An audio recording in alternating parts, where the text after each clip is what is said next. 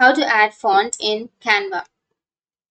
So if you want to add fonts in Canva, then first open up a browser, any browser that you are comfortable with, and I'll be here with Chrome browser.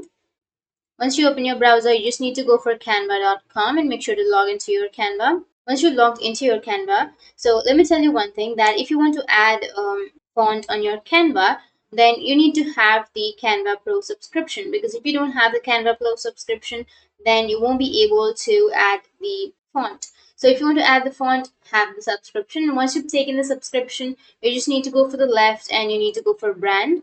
Once you're here on the brand kits, you need to scroll down, and here you need to go for brand kits again, and again scroll down, and here you will have your font, right? So if you want to add a font, here you will have a crown shaped icon, right? So that means you need to have the subscription or the pro version. So click on add new, and once you click on add new, you will be able to add a font if you have the pro version.